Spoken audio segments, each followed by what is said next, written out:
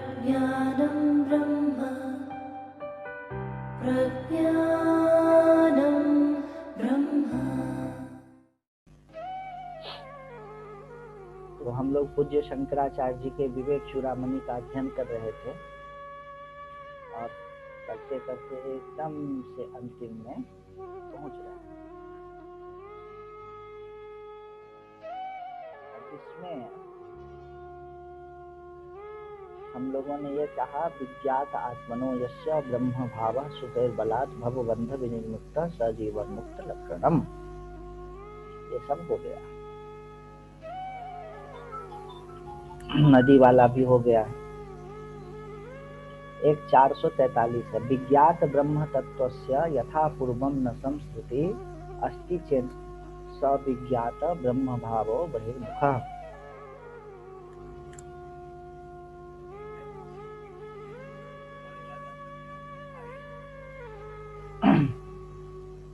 ब्रह्म तत्व के जान लेने पर विद्वान को पूर्ववत संसार की आस्था नहीं रहनी चाहिए, और यदि फिर भी संसार की आस्था बनी रही तो समझना चाहिए कि वह संसारी ही है, उसे ब्रह्म तत्व का ज्ञान नहीं हुआ। त्याग जो है ना, उसको कहते हैं कि यह ज्ञान का लिंग है। लिंग मतलब पहचान। कोई देश किसी देश को जीत ले तो क्या करता है? अपना झंडा फहरा देता है। भारत ने कारगिल पर वापस से जीत लिया तो कारगिल में अपना झंडा फहरा दिया। उसी तरह कोई ब्रह्म तत्व का ज्ञान कर लेता है तो उसमें त्याग आ जाता है। अगर त्याग परिलक्षित नहीं होता है तो समझना चाहिए कि अभी इनको ज्ञान नहीं हुआ। प्राचीन वासना वेगाद असौ संसरती चेत न सदेकत्व विज्ञानात् मंदी भवती वासना। कह दीजिए कि वासना जो है, इच्छाएं जो है, ये मन में होती है, और ज्ञानी तो मन को मिथ्या जान लेता है, झूठा जान लेता है। तो फिर मन में कुछ भी होता रहे तो क्या फर्क पड़ता है? बोले हाँ, ये बात आपकी ठीक है कि पूर्व की जो वासना है वो थोड़ी सी प्रभावशाली रहे, लेकिन उसमें पकड़ नहीं रहेगा, मंद हो जाता है कि ये काम होना ही चाहिए, ये प्राप्त होना ही चाहिए, ये मिलना ही चाहिए। ऐसा जो एक पकड़ है ना कि इसके बिना तो जीवन नहीं चलेगा, वो नहीं बचता है, खत्म हो जाता है। हुआ तो हुआ, नहीं हुआ तो नहीं। ये हुआ तो क्या हुआ, वो हुआ तो क्या हुआ, दो वक्त की है जिंदगी, कुछ हुआ तो क्या। एक स्वामी जी कहते, ये हुआ तो क्या हुआ, वो हुआ तो क्या हुआ, दो वक्त की है जिंदगी और कुछ भी हुआ तो क्या। अत्यंत कामुकस्यापि वृत्ति कुंठति मातरी तथैव ब्रह्मणे ज्ञाते पूर्णानंदे मनीषिणः। जिस प्रकार अत्यंत कामी पुरुष की काम वृत्ति भी माता को देखकर कुंठित हो जाती है, उसी प्रकार पूर्णानंद स्वरूप ब्रह्म को जान लेने पर विद्वान की संसार में प्रवृत्ति नहीं होती। अब इसके बाद जो ये प्रकरण आ रहा है, प्रारब्ध विचार। प्रारब्ध का मतलब क्या होता है? कर्म तीन तरह के होते हैं। आपने संचित, क्रियमान और प्रारब्ध, इसको समझ लीजिएगा। पहले भी बताया, संचित कर्म वो होते हैं जो आपके पूर्व अनंतानंत जन्मों के जो कर्म का जो पूरा स्टॉक है, जो पूरी स्टॉक है, उसको कहते हैं संचित कर्म। और उस स्टॉक में से कुछ हिस्सा निकाल करके, और जो आपके इस जन्म के शुरुआत में जो कर्म एक्टिव हुए, उसके कारण से आप मनुष्य में जन्मे, अथवा बाघ में जन्मे, या बिल्ली में जन्मे, या देवता में जन्मे, या दानव में जन्मे। तो जब जन्म होती है उस समय कोई कर्म आपको प्रेरित करता है, उस कर्म के कारण आपका जन्म होता है। और वो कर्म एक्टिव हो जाता है। वो क्या हो गया? प्रारब्ध। और क्रियमान का मतलब यह हो गया कि इस समय जो एक्टिव कर्म है, जैसे अभी आपको घाव हो गया या मिठाई मिली, तो घाव हो गया, कांटा गरा किसी कर्म के कारण, और मिठाई मिली किसी कर्म के कारण, वो हो गया क्रियमान। तो ज्ञान होने पर जो संचित कर्म है, जो कर्म का पूरा स्टॉक है, वह खत्म हो जाता है। अच्छा, जिस कर्मों के कारण जीवन शुरू हुआ है, आपको मनुष्य देह मिला है, या बंदर का देह मिला है, या देवता का देह मिला है, अगर वह कर्म भी खत्म होना मान लिया जाए तो शरीर खत्म हो जाए, ज्ञान होने के साथ साथ खत्म हो जाए शरीर। बोले कि नहीं, जरूरी नहीं। तो फिर तो इसका मतलब कोई ज्ञानी ही नहीं, जो भी जिंदा है सब अज्ञानी है। बड़े बड़े ऋषि महर्षि बोले नहीं, प्रारब्ध बचता है और संचित कर्म खत्म हो जाता है। बोले प्रारब्ध बचता है, उसी कारण से ज्ञानी खाता है, पीता है, हंसता है, रोता है, उपदेश करता है, समाधि लगाता है, ये सब प्रारब्ध के कारण। बोले ठीक है। अब ये प्रारब्ध सच्चा है कि झूठा है? तो वस्तुतः ठीक से विचार करें तो प्रारब्ध झूठा है। प्रारब्ध भी कुछ नहीं। क्या होता है प्रारब्ध? समुद्र में होने वाले फेन का जल से क्या संबंध है? जल ही फेन बन गया है, जल ही बुदबुदा बन गया, कोई अलग चीज तो है नहीं। लेकिन उस प्रारब्ध को एक्सप्लेन करने के लिए एक कल्पना कर ली गई है। ज्ञान के अनंतर ज्ञानी का जीवन रहनी करनी कैसे होता है, इसको एक्सप्लेन करने के लिए प्रारब्ध की कल्पना की गई है। इस प्रारब्ध विचार के अंदर में 436 से लेकर के 464 तक श्लोक हैं, लगभग 18 श्लोक। 446 से 464 तक लगभग 18 श्लोक हैं। अब इसमें क्या है कि 464वां जो श्लोक है और 63वां जो श्लोक है, उसको पहले आप पढ़ लीजिए। 463 और 464 क्या कह रहे हैं?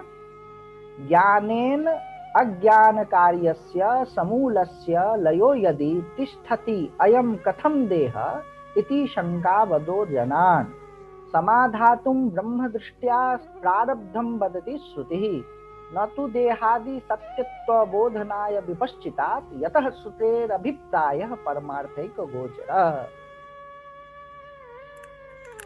जिनको ऐसी शंका होती है कि यदि ज्ञान से अज्ञान का मूल सहित नाश हो जाता है तो ज्ञानी का यह स्थूल देह कैसे रहता है, उन मूर्खों को समझाने के लिए श्रुति ऊपरी दृष्टि से प्रारब्ध को उसका कारण बतला देती है। वह विद्वान को देहादि का सत्यत्व समझाने के लिए ऐसा नहीं करती, क्योंकि श्रुति का अभिप्राय तो एकमात्र परमार्थ वस्तु के वर्णन करने में ही। यही बात जो मैंने अभी आपको बताई। ये प्रारब्ध भी कुछ नहीं होता है, कर्म भी कुछ नहीं होता है, कर्तव्य भी कुछ नहीं होता है, ये खांटी वेदांत आपको बताए। लेकिन दुनिया को सबको बिना ये सब बताए बता देंगे तो बवाल मच जाएगा। इसीलिए ये जो है ना, इसको महात्मा लोग तुरंत नहीं बताते। वही प्रश्न उठा कि हमको एक रसगुल्ला मिलता है तो भी कर्म के कारण, और एक फोड़ा फुंसी भी हो जाता है तो कर्मों के कारण। सुख और दुख कर्मों के कारण होता है। और ज्ञानी का सारा कर्म अगर खत्म हो गया तो खाए भोजन जो करेगा वो किस कर्म के कारण, और सोएगा किस कर्म के कारण, सांस लेगा किस कर्म के कारण। कर्म ही खत्म हो गया तो इसका मतलब उसका देह ही खत्म हो जाए, शरीर नष्ट हो जाए, तो स्थूल शरीर भी नष्ट हो जाए। उसको एक्सप्लेन करने के लिए एक प्रारब्ध नाम के चीज की कल्पना की गई है। वस्तुतः ज्ञानी का शरीर खत्म होना और शरीर बना रहना में कोई अंतर भी नहीं। अगर ज्ञानी का शरीर अपना कुछ है नहीं, पूरे सृष्टि में व्याप्त पंचभूत हैं, उस पंचभूत तो खत्म नहीं होते हैं ज्ञान होने के अनंतर। तो ये 50 किलो 60 किलो का एक पंचभूत है, ये एक कंपोजिशन में बना हुआ है और एक तरह से बोल रहा है, और एक तरह से समझ रहा है, दिमाग में ये सब केमिकल रिएक्शंस हो रहे हैं, मेमोरी है, रीजनिंग है, लॉजिक है, ये अपने हिसाब से काम कर रहा है, सूर्य चंद्र ग्रह अपने हिसाब से काम कर रहे हैं, गैलेक्सीज अपने हिसाब से काम कर रहा है, और इस ब्रेन में जो सेल्स हैं, न्यूरॉन्स हैं, वो अपने हिसाब से काम कर रहे हैं। तो इसका क्या फर्क पड़ता है? ये जो बोल रहा है, ये जो सोच रहा है, यह जो याद कर रहा है, इसकी एक इंटेलिजेंस तो है ही। और ये जो सारे गैलेक्सीज एक दूसरे से घूम रहे हैं और ग्रह ब्रह्मांड सब घूम रहे हैं, वो भी एक सिस्टम से घूम रहे हैं। इसमें भी एक सिस्टम से केमिकल चल रहा है, खाना पच रहा है, सांस ले रहा है, कॉग्निशन कर रहा है। तो ज्ञान होने से जब वह नष्ट नहीं होता है, तो यह नष्ट हो ही जाए, इससे क्या फर्क पड़ता है? समझिएगा। और यह जो थिंकिंग है, एनालाइजिंग है, सोचना है, मैं है, एक्सपीरियंसेस है, मेमोरी है, यह नष्ट ही हो जाए तो क्या फर्क पड़ता है? बड़े बड़े ग्रह, उपग्रह, मंदाकिनियां, गैलेक्सीज, सोलर सिस्टम नष्ट हो रहे हैं, प्रतीक्षण स्टार्स नष्ट हो रहे हैं। ये 60 किलो का चीज का केवल कंपोजिशन जो है आगे पीछे हो जाए, क्या फर्क पड़ता है? ज्ञानी को कोई फर्क नहीं पड़ता है, ये ऐसा कहना चाह रहे। फिर भी अगर उसको कुछ एक्सप्लेन करने के लिए, मन को संतोष देने के लिए, मूर्खों को समझाने के लिए ऐसा प्रारब्ध का विचार किया गया। क्या करें? अब आ जाइए 446 446 पर। निदिध्यासनशीलस्य बाह्य प्रत्यय इक्षते ब्रवीति श्रुतेर तस्य प्रारब्धम फल दर्शनात्। बोले कि जो निदिध्यासनशील है, ज्ञान हो गया है, ज्ञान होने के अनंतर जो अपने आप में मस्त रहता है, वो भी तो कभी उठता है, वह भी तो कभी खाता है। अरे नहीं खाता है, मुंह में खिला दिया, मुंह में खिला दिया तो खिला दिया, तो चबाता तो है। अच्छा, चबाता नहीं है तो गिल घोंटता तो है, उसको भीतर तो निगलता है। तो वह जो निगलता है, वह जो उसके मुंह में आकर के रसगुल्ला चला आता है, स्वामी जी रसगुल्ला, मैंने देखा है ऐसे महात्माओं को कि मुंह में खिलाते हैं तो खा लेते हैं, नहीं खिलाया तो पड़े ऐसे पड़े हुए, झूसी में ऐसे पड़े हुए। और लोग आकर के मुंह में खिलाया तो खाएंगे, नहीं खिलाया तो नहीं खाएंगे। ऐसे नहीं कि सामने में रख लिया, ऐसे पड़े हुए हैं, ऐसे किया, ऐसे पड़े और मुंह में डाल दिया तो फिर स्वामी जी बस ऐसे कर लिया। तो यह किस कर्म के फल स्वरूप रसगुल्ला उनके मुंह तक पहुंच जाता है?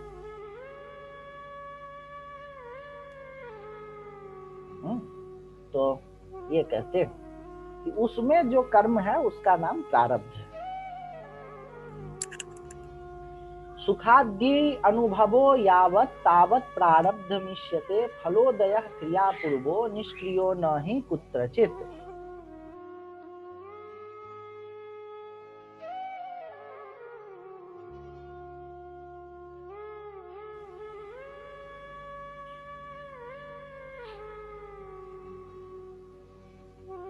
जब तक सुख और दुख आदि का अनुभव है, तब तक प्रारब्ध माना जाता है, क्योंकि फल का भोग क्रिया पूर्वक होता है, बिना कर्म के कहीं नहीं होता। देखिए, जो जो फल है वो किसी कर्म से होगा। और कर्म का दो अर्थ है। कर्म का मतलब कर्म का फल। जो संचित कर्म नहीं रहेगा, कुछ भी आपके स्टॉक में नहीं रहेगा तो कैसे होगा, उसी को ये कहना चाह रहे हैं।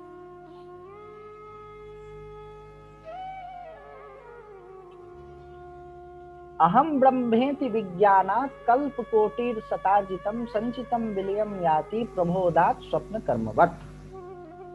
सपने में आपने करोड़ों रुपए दान किए, करोड़ों मंदिरें बनवाई, अथवा करोड़ों लोगों की हत्या कर दी, जग गए, तो उसके लिए आपको क्या दंड मिलेगा? अथवा करोड़ों दान किया तो उससे क्या फायदा मिलेगा? कोई पुण्य पाप होगा? कुछ नहीं, सब खत्म। अच्छा, सपना आप देख रहे हैं कि खूब पैसे कमा कमा के स्विस बैंक में जमा कर रहे हैं, और बैंक ऑफ बड़ौदा में भी जमा कर रहे हैं, और एक्सिस बैंक में भी जमा कर रहे हैं, और जग करके आप पैसे निकालने जाएंगे बैंक में तो आप परेशानी में पड़ जाएंगे। तो सपने में जो कुछ भी आप करते हैं कर्म, उसका कोई फल नहीं होता है, खत्म हो जाता है। जगने के साथ ही वह कर्म और उस कर्म का फल खत्म हो जाता है। उसी तरह से ज्ञान हो जाने के बाद जो जो कर्म पाप और पुण्य है वो सब खत्म। इसीलिए महात्मा लोग जो हैं, जो ज्ञानोन्मुख होते हैं, वो कहते हैं कि जो करना है पहले ही कर लीजिए, साधना आदि, और एक बार जब ब्रह्म ज्ञान का उदय होता है तो पाप और पुण्य दोनों खत्म। यत् कृतं स्वप्न वेलायाम पुण्यम वा पाप उल्बनम सुप्तो स्थितस्य हि तस्यात् स्वर्गाय नरकाय वा। स्वप्नावस्था में जो बड़े से बड़ा पुण्य अथवा पाप किया जाता है, क्या यह जग पड़ने पर वह स्वर्ग अथवा नरक की प्राप्ति का कारण हो सकता है? नहीं हो सकता। स्वम संगम उदासीनम परिज्ञाय नभो यथा न श्लिष्यते यदि यति किंचित कदाचित भावी कर्म भी। जो यति अपने को आकाश के समान असंग और उदासीन जान लेता है, वह किसी भी आगामी कर्म से थोड़ा सा भी लिप्त नहीं होता। न नभो घट योगेन सुरागंधेन लिप्यते तथात्मोपाधि योगेन तद्धर्मे नैव लिप्यते। देखिए, एक घड़ा है, घड़ा कहाँ रहती है? घटाकाश में, स्पेस है, ये सारी चीजें स्पेस है, और इस स्पेस में क्या है? घड़ा, और घड़ा में रखा हुआ है मदिरा, शराब, बियर, वाइन, जो भी कह लीजिए। तो वाइन रखी हुई है उसमें। अब उस वाइन के कारण शराब को, आकाश को नशा आ सकता है क्या?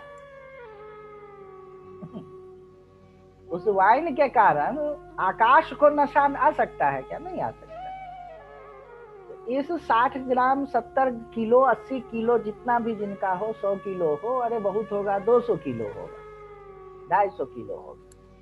इस 250 किलो का जो पिंड है, उसके कारण से सर्वव्यापक जो तत्व है, वह क्या कर देगा? जो सर्वव्यापक तत्व को नफा या नुकसान हो जाएगा?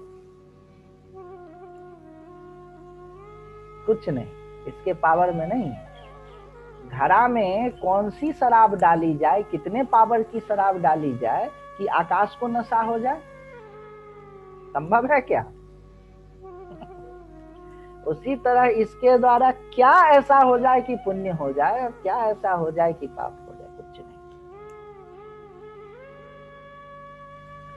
ज्ञानोदयात् पुरारब्धम कर्म ज्ञानान्न नश्यति अदत्वा स्वफलम लक्ष्यम उद्दिश्योत्सृष्टबाणवत्। व्याघ्र बुद्ध्या विनिर्मुक्तो बाणः पश्चात्तु गोमतो न तिष्ठति छिनत्येव लक्ष्यम वेगेन निर्भरम। बोले अच्छा, अब एक ये उदाहरण बहुत सुंदर आता है। प्रारब्ध क्या है? कोई शिकारी हो और उसके तुरीन होता है, उसके पूरे बाणों का जहां समूह होता है कंधे पर उसका रहता है, या कहीं भी रखता है वो।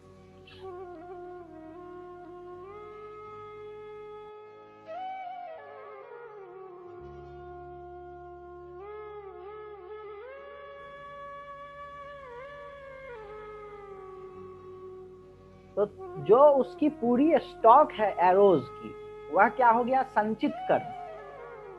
और उसमें से एक एरो लेकर के और तीर पर चढ़ा के यूं छोड़ दिया, वो क्या हो गया? प्रारब्ध। तो जंगल में शिकारी शिकार कर रहा है, उसे लगा कि सामने में व्याघ्र है। व्याघ्र मतलब बाघ। व्याघ्र मतलब बाघ भी होता है, सिंह भी होता है, और वो सियार भी होता है, और गीदड़ भी होता है, और लकड़बग्घा भी होता है। जो जो नख वाला होता है ना जानवर, उसको व्याघ्र कहते हैं। तो उसको लगा कि कोई व्याघ्र है, और उस पर उसने बाण छोड़ दिया। बाद में उसको पता चला कि अरे व्याघ्र नहीं गाय है, क्या कर सकता है, वो बाण तो अपने दिशा में चला जाए, रोक नहीं सकता।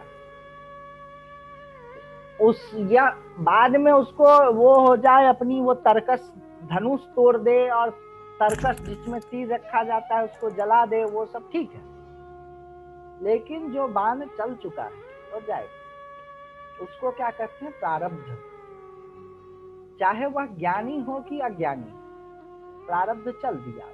बाद में उसको ज्ञान हो गया कि गाय है, अब हम शिकार नहीं करना है, या उसको ज्ञान हो गया कि मुझे शिकार नहीं करना है, तो अपनी तरकस की तीर तोड़ देगा, लेकिन जो तीर चल चुका है वह जाएगा। उसी तरह से जो भी हम आप हैं, आपके जीवन की एक कोर्स बनी हुई है जो आपके जन्म से पूर्व तय हो गई, उसी के कारण आपका जन्म हुआ। तो आपके उस कोर्स के तय हो जाने के कारण वह चल पड़ा। अब आप गृहस्थ में हैं तो गृहस्थ में रहेंगे, योगी हैं तो योगी रहेंगे, और विद्वान हैं तो विद्वान रहेंगे, मूर्ख हैं तो मूर्ख रहेंगे, गोरा हैं तो गोरा रहेंगे, काला है तो काला रहेंगे, इंडिया में हैं तो इंडिया में रहेंगे, जापान में हैं तो जापान में रहेंगे। वो कोर्स एक बन गया है। या इंडिया जापान घूमने का रहेगा तो इंडिया जापान घूमते रहेंगे। जर्मनी कह लीजिए, तो वो जो है ना, आप करते रहेंगे वो, लेकिन ज्ञान होने के अनंतर आपकी ये स्थिति रहेगी कि जो हो रहा है वो चलते रहेगा। प्रारब्धम बलवत्तरम खलु विदाम भोगेन तस्य क्षयः सम्यक् ज्ञान हुताशनेन विलयः प्राक् संचितागामिनां ब्रह्मात्मैक्यम अवेक्ष्य तन्मयतया ये सर्वदा संस्थिता तेषां तत्त्रितयं नहि क्वचिदपि ब्रह्मैव ते निर्गुणम्। विद्वान का प्रारब्ध कर्म अवश्य ही बलवान होता है, उसका क्षय भोग से ही होता है।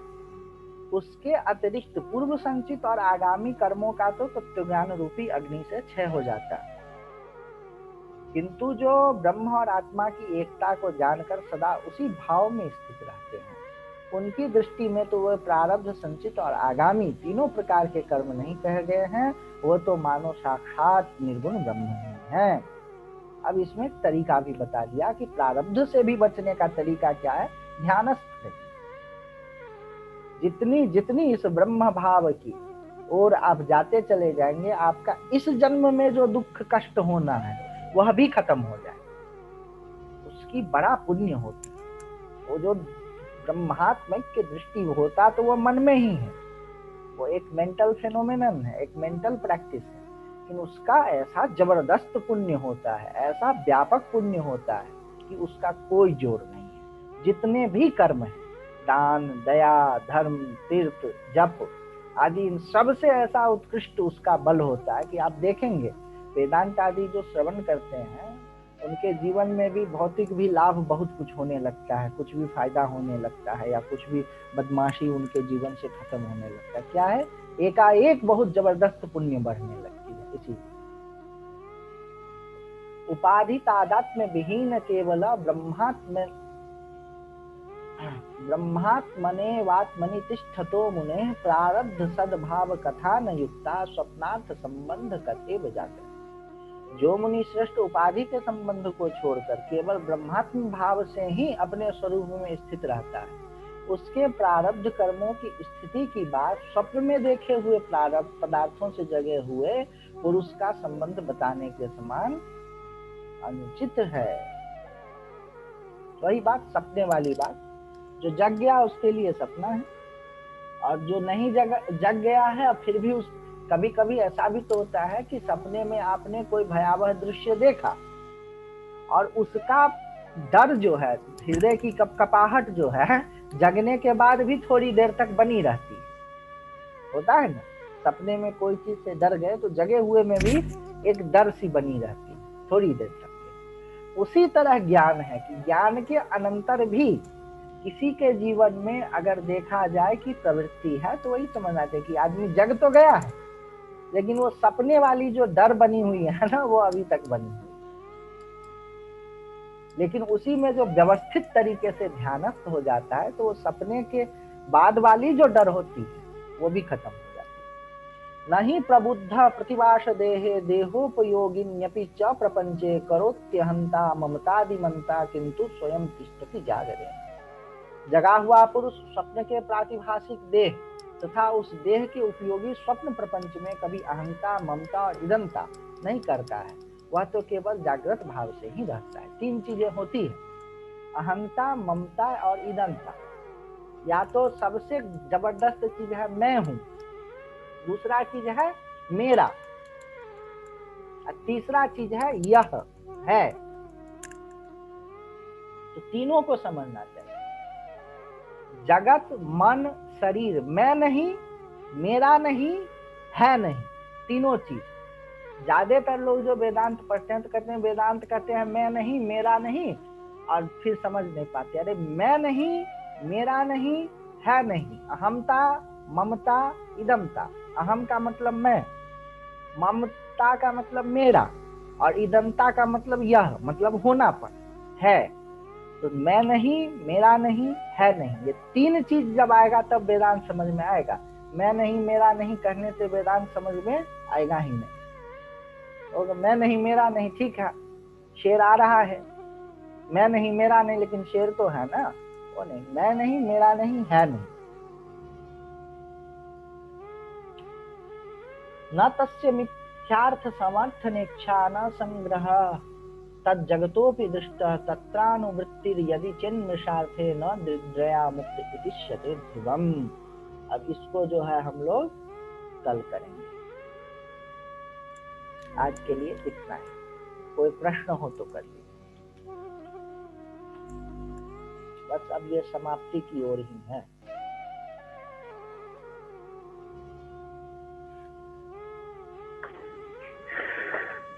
आदित्य जी, एक प्रश्न बार बार मन में आता है कि ये सब हुआ कैसे? तो यदि हुआ और प्रभु की लीला थी इसमें, शिवम शक्ति जो भी, तो हमारा ये कहना कि है ही नहीं, शेर भी नहीं, शिकार भी नहीं, और एक दूसरे का निवाला नहीं बन रहे, ये कहना तो आसान है, पर यदि इसका तात्पर्य ये था कि प्रभु की लीला है और वो हरेक में बसे हुए हरेक के अनुभवों को एंजॉय कर रहे हैं, मजे लेने के लिए कर रहे हैं, तो ये एक है, हम बीच में हैं और ये हो रहा है, ये चीज एक मुश्किल है इसको निकालना दिमाग से। हाँ नहीं, उसमें एक चीज है ना, है इसकी बाउंड्री क्या है, कब से आप इसको होना मानेंगे और कब से इसको होना नहीं मानेंगे, ऐसे प्रभु की लीला कब से शुरू हुई, कब नहीं थी और कब खत्म हो जाएगी।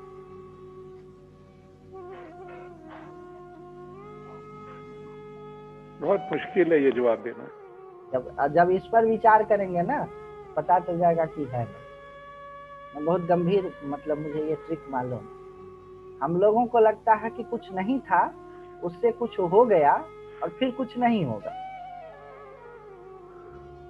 इसीलिए ये बीच में कुछ है ऐसा लगता है। अब कब से ये हुआ ये विचार कीजिए तो।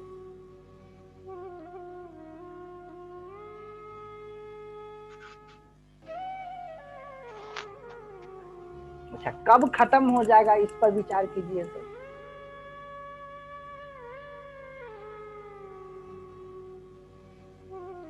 What is the date of birth of universe?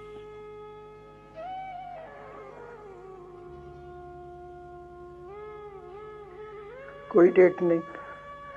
देखिए इस पर विचार की, अभी विचार करेंगे ना तो अभी खटाक से आपको समझ में आ जाएगा कि मैं क्या करना चाह रहा हूं। हम लोगों को ये लगता है, हमेशा हमने अंडे से बच्चे को निकलते देखा है, मिट्टी से घड़ा बनते देखा है, अंकुर से वृक्ष को निकलते देखा है, तो लगता है कि कभी कुछ नहीं था, उससे यूनिवर्स बन गया। ये क्यों बना, कैसे बना, कुछ तो बना भाई। जब इस पर विचार करेंगे कि कभी हुआ ही नहीं, तो बस हैपन है, जो वैरायटी है ना उसकी, वो नहीं।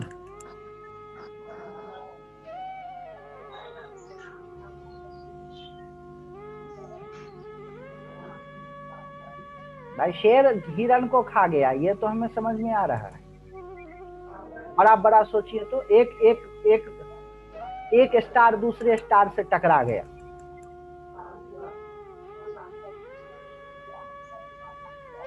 एक बड़ा स्टार एक छोटे स्टार को अपनी ओर खींच लिया और उसको खत्म कर दिया। पूरे पृथ्वी के बराबर या पृथ्वी से 100 गुना बराबर एक ग्रह को उसने खींच लिया अपने, और उसको नष्ट भ्रष्ट करके विलुप्त कर दिया, अपने में समाहित कर दिया। तो यह चले आ रहा है, यह चले आ रहा है, चले आ रहा है। अब किसको ये बस है, उसमें कोई क्रिया को आप खोज रहे हैं ना, कि एक क्रिया हो रही है इसीलिए हैपन, बस हैपन देखिए। बाकी सब कुछ जो है ना उसके सामने में तुच्छ है, उसका कोई मतलब नहीं। मतलब हो रहा है, क्रिया नहीं है। हाँ, जो क्रिया है ना वह जी बहुत ही तुच्छ है, इसके पूरे सृष्टि के सामने में जो क्रिया है वो बहुत तुच्छ है। जी जी जी जी आप समझ रहे हैं ना हमारी बात को? एक शेर का जी हिरन को खा जाना शेर और हिरन के लिए बड़ी घटना है, यूनिवर्स के दृष्टि में उसकी क्या अहमियत है। जी। यहाँ तो पता चला ब्रह्मांड के ब्रह्मांड प्रतिक्षण नष्ट हो रहे हैं, प्रलय हो रहा है। जी। और क्या उसको नष्ट कहेंगे, क्या प्रलय कहेंगे? अगर ब्रह्मांड के महाब्रह्मांड की दृष्टि से देखें तो एक ब्रह्मांड का नष्ट होना और बन जाना क्या फर्क पड़ता है? बहुत बहुत बड़ा, बहुत मतलब बड़ा अद्भुत है। आप समझ रहे हैं बात जी? हाँ। तो आदित्य जी, इसलिए फिर जो आपने कहा मैं, मेरा और इदम, इदम की भी कोई वैल्यू ही नहीं है, कोई कुछ भी वैल्यू नहीं, नहीं है, कुछ भी नहीं, कोई वैल्यू ही नहीं। नहीं है का मतलब गायब ही है सो नहीं, जो उसमें वैरायटीज दिख रही है ना उसका कोई वैल्यू नहीं। एक शेर में या मनुष्य को ले लीजिए, 60 किलो का 70 किलो का मनुष्य, उसकी क्या कंपोजिशन है? 2/3 वाटर। 100 किलो का आदमी हो तो उसमें 75 या 70 या 60% जो भी होता हो, 1/3 हो, वो पानी है, और फिर मिट्टी है, और फिर थोड़ी सी फायर है, और वो सब। उसकी क्या वैल्यू है, क्या अहमियत है? उसके मूवमेंट की क्या अहमियत है? ये 40 किलो, ये 100 किलो का आदमी और 60 किलो पानी और कुछ मिट्टी और कुछ हवा और कुछ एयर, कुछ खाली जगह की क्या अहमियत है? नहीं, उसकी तो कोई अहमियत नहीं है, मगर उसके अंदर जो है उसकी तो बहुत अहमियत है। हाँ, उसके अंदर तत्व है, किसी के अंदर में है। अब देखिए, आपके मन में ब्रह्म है कि आप ब्रह्म में कल्पित हैं। अच्छा, आप देखिए, मिट्टी में घोड़ा है कि घोड़े में मिट्टी है, ये बताइए। ये हमको महाराज जी ने पूछा।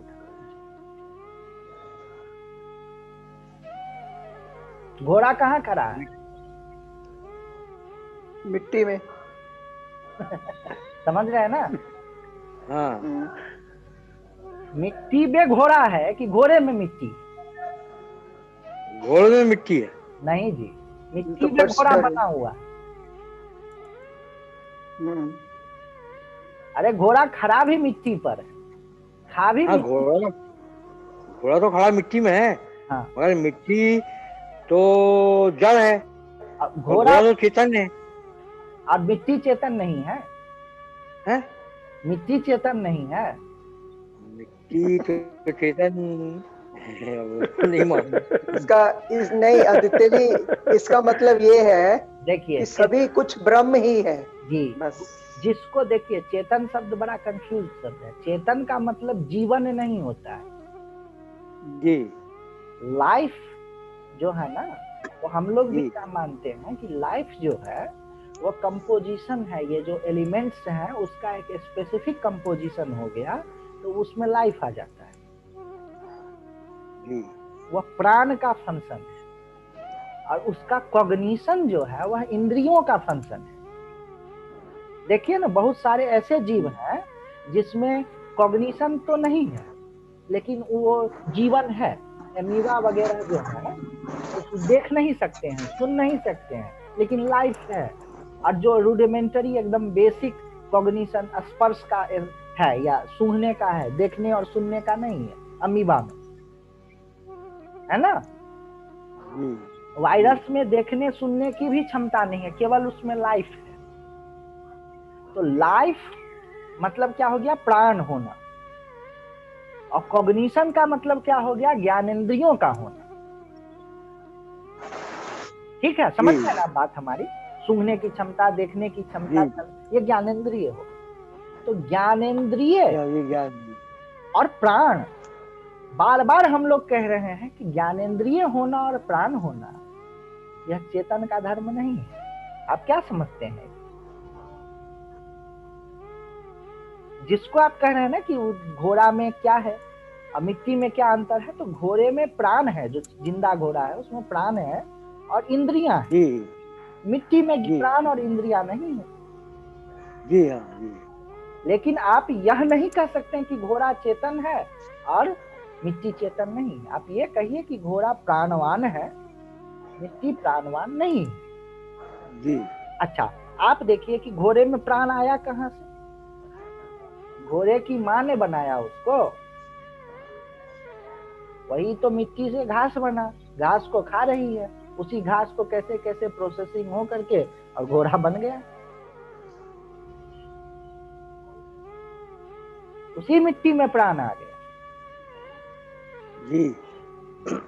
तो आप इसको जितना जल्दी समझ लीजिएगा, चेतन का मतलब होता है जो अपने को जानता है और दूसरे को जानता है, उसको कहते हैं चेतन।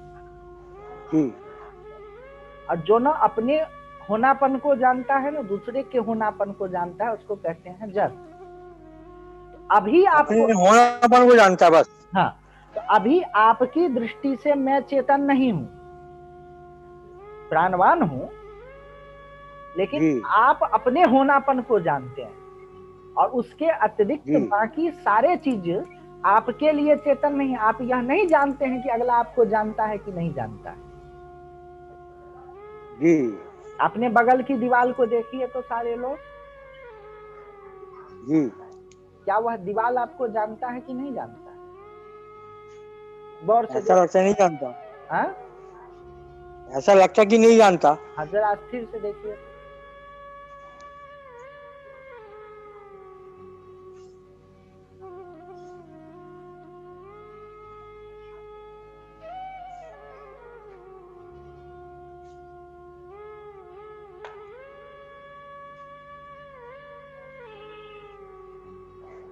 एक आदित्य जी, जो आपने कहा कि ज्ञानी के मुंह में कोई निवाला डाल दे, रसगुल्ला डाल दे, तो वो जब मुंह में डाल दिया, क्या उस पे वो क्रिया नहीं करता? करता है, करता है ना। करता है। तो माना उनकी इच्छाएं खत्म हो गई हैं, अपनी इच्छा से नहीं वो बैठे, कोई नहीं भी डाले तो शरीर तो जीवित रहेगा क्या? या वो भी प्रारब्ध मानी जाएगी? और वही प्रारब्ध मानी जाएगी। कोई आकर के खिला रहा है, यही प्रारब्ध है। खाना कोई नहीं खिलाए, नहीं खिलाए, नहीं वो भी खिलाए, शरीर पात हो गया, ये भी है। ऐसा भी आया है कि प्रारब्ध है। हाँ, ज्ञान होने के अनंतर शरीर छूट जाता है, तुरंत के तुरंत। क्या छूट जाता है? शरीर छूट जाता है।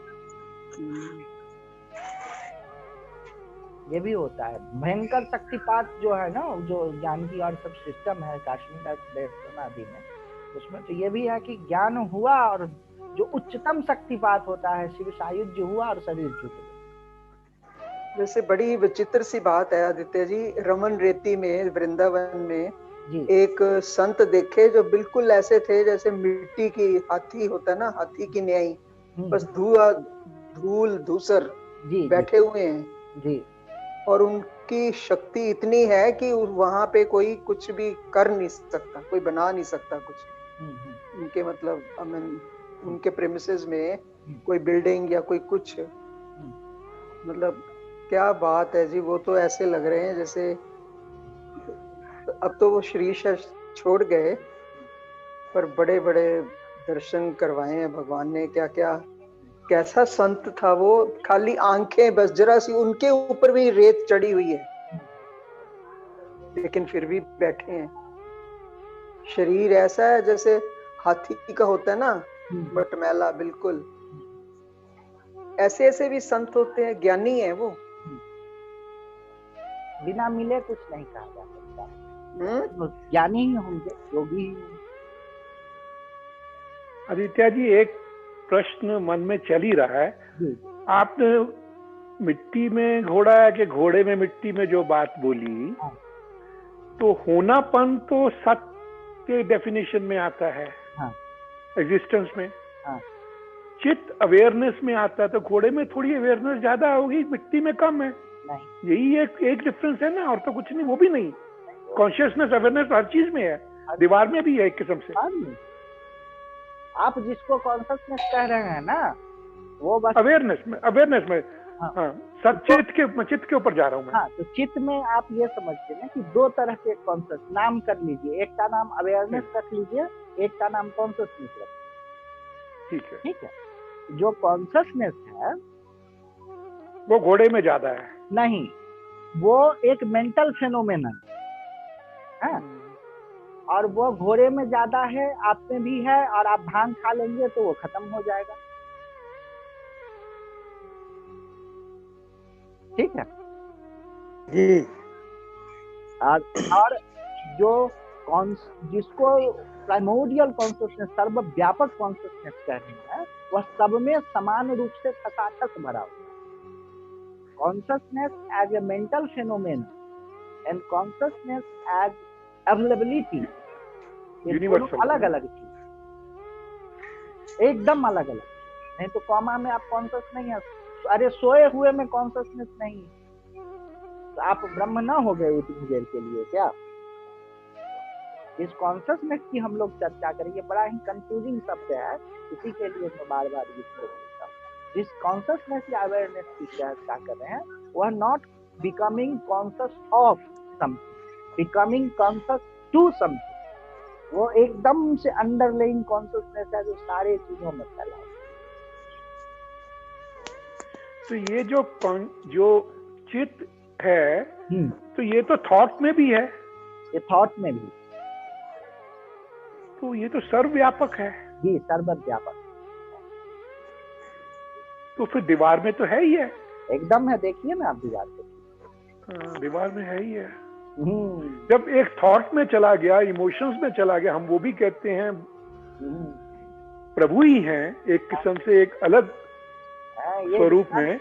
ये वेदांत है, ये सब चीजों से छुड़ा देता है। ये जो आजकल चला है ना कि कॉन्शियस हो जाइए, अपने विचारों का कॉन्शियस हो जाइए, साक्षी हो जाइए, वो सब उसके सामने बच्चा वाला है। उसको क्या है?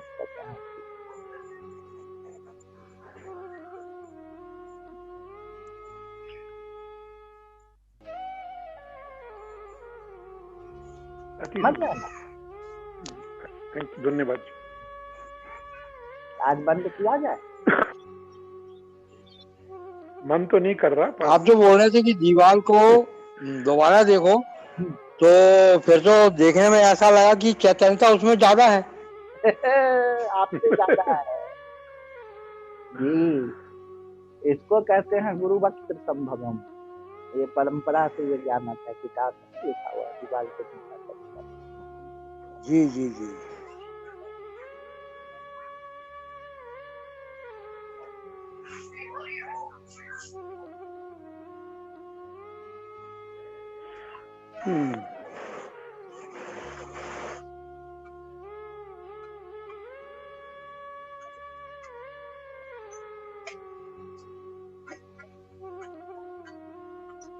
ओम शांति शांति शांति।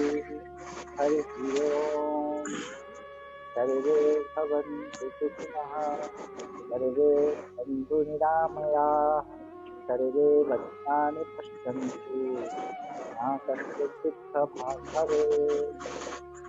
ओम पूर्णमदः पूर्णमिदं पूर्णात् पूर्णमुदच्यते पूर्णस्य पूर्णमादाय पूर्णमेवावशिष्यते